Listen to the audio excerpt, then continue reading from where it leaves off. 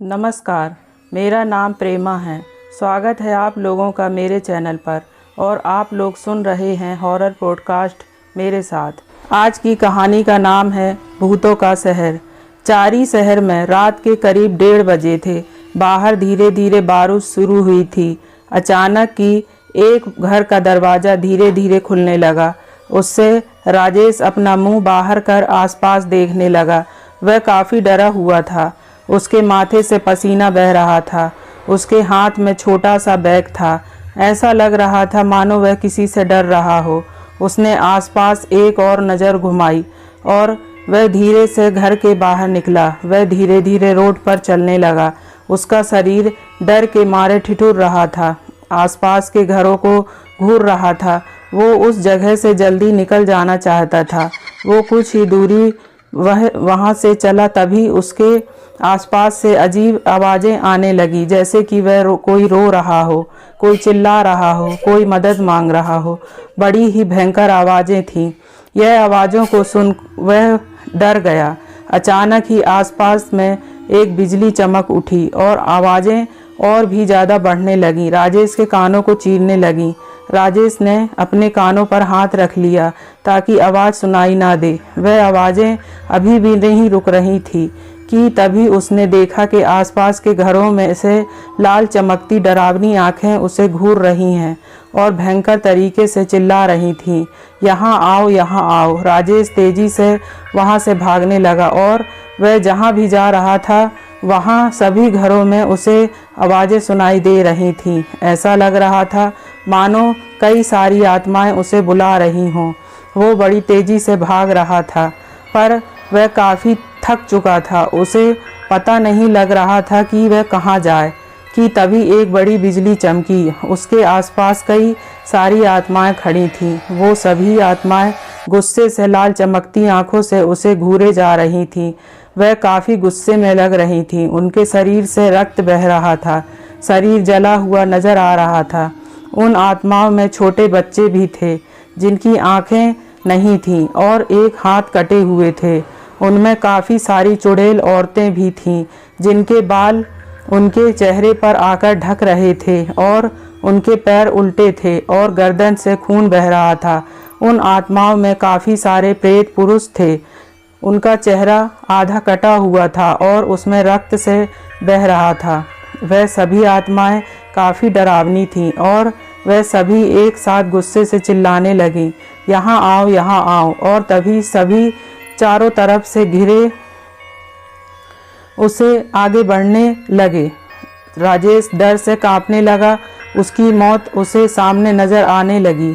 चारों तरफ भयंकर नज़ारा था। तभी उन आत्माओं की आंखों से रक्त की बड़ी धारा बहने लगी। आत्माओं के हाथों के नाखून बड़े होने लगे और एक साथ राजेश पर टूट पड़े। उसे नोच नोच के उन्होंने मार दिया। वह भयंकर रात गुजर गई।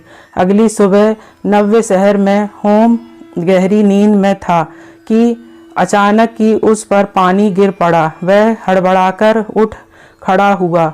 उसने देखा पानी उसकी बहन रीता ने डाला था। ओम गुस्से से लाल पीला हो गया तभी उसकी बहन रीता बोली, रीता महाशय उठिए, सुबह के 10 बज चुके हैं और आप अभी तक सो रहे हो। ओम, ए चुड़ैल, तो तेरा क्या जा रहा है? पानी डालने की क्या ज़रूरत थी? रीता, मुझे कोई ज़रूरत नहीं थी तेरी, वह तो पापा ने बोला इसलिए तुझे उठाने आई। ओम, ज़्यादा मुंह चलने लगा है तेरा। रीता, तुम्हारी हरकतें ही ऐसी हैं। बेचारा मुंह भी खुद को रोक नहीं पाता तुम्हें डांटने से। ओम, हाँ हाँ ठीक है, आता हूँ, ज़्यादा बकवास मत करो। रीता, हाँ तो आना ही पड़ेगा, पापा ने बुलाया है। थोड़ी देर में ओम खाने के टेबल पर जाकर बैठा।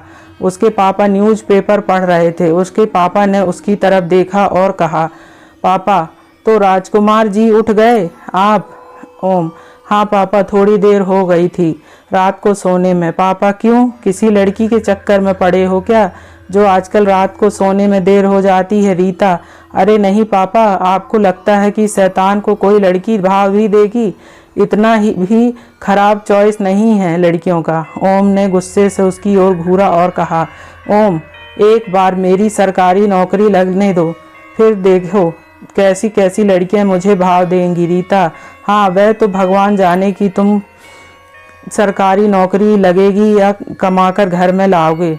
शादी की उम्र भी हो गई है तुम्हारी। पापा, हाँ बेटा, तुमने वह भेजा था ना, परीक्षा पास होने के बाद क्या हुआ उसका। ओम, हाँ पापा, जो पर लगता है कि मेरा नंबर उससे लगेगा। लगता है इस बार भी सरकारी नौकरी हाथ से गई। तभी उसकी माँ बोली, बेटा तुम्हें काफ़ी मेहनत की है, तुम्हें इस बार ज़रूर सफलता मिलेगी। वो बोल रही थी कि तभी घर की डोर बेल बजी। सामने पोस्टमैन एक पोस्ट लिए हुए खड़ा था। जैसे कि ओम ने पोस्ट खोला, खुशी मारे वह नाचने लगा और रीता को देखते हैं बोला, ओम चुड़ैल, अपनी सहेलियों को बोल देना कि तेरे भाई की सरकारी नौकरी लग गई है, लड़कियों की लाइन लगेगी अब तो। सभी को बहुत खुशी हुई और आखिर ओम को सरकारी नौकरी लग गई।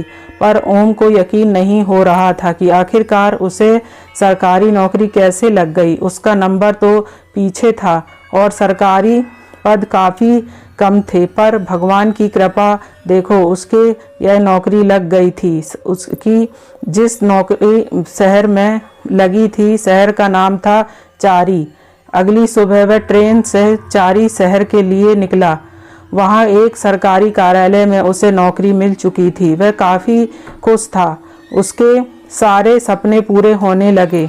आखिर वह इतने साल से जिस चीज़ के लिए मेहनत कर रहा था वह चीज़ उसे मिल चुकी थी। उसके साथ ट्रेन में एक बुजुर्ग उसके पास ही बैठे थे। उन्होंने पूछा, बुजुर्ग बेटा कहाँ जा रहे हो। ओम, मेरी सरकारी नौकरी लगी है चारी शहर में, बस वहीं जा रहा हूँ। यह सुनते ही वह बुजुर्ग हैरान रह गया और वह बोला, बुजुर्ग क्या चारी शहर में, अरे बाप रे, तुम्हें भगवान ही बचाए अब। ओम को यह सुनकर काफ़ी अजीब लगा। ओम, क्यों, ऐसी क्या बात है उस शहर में, आप ऐसा क्यों बोल रहे हैं। बुजुर्ग, बेटा वह शहर नहीं, शैतानी आत्माओं का घर है, श्रापित शहर है वो। यह ट्रेन उस शहर के प्लेटफार्म पर भी रुकती नहीं, तुम्हें अगले शहर के स्टेशन उतरना पड़ेगा। ओम, हाँ मैंने रिजर्वेशन करवाया, तब देखा था कि यह ट्रेन चारी स्टेशन पर रुकती नहीं है, पर वजह सुन कुछ और भी तो हो सकती है। स्टेशन नया बन रहा होगा और मैं ऐसी बातों को नहीं मानता। बुजुर्ग, बेटा बस एक सलाह दूंगा, जैसे अभी जा रहे हो वैसे ही वापस अपने घर लौट जाओ, उस शहर में मत जाओ। बाकी अब तुम्हारी मर्जी, अपना ख्याल रखना, क्योंकि जान से ज़्यादा ज़रूरी सरकारी नौकरी नहीं। ओम ने बुजुर्ग की बातों को अनदेखा कर दिया और कुछ ही देर में चारी स्टेशन से होते हुए ट्रेन आगे बढ़ गई।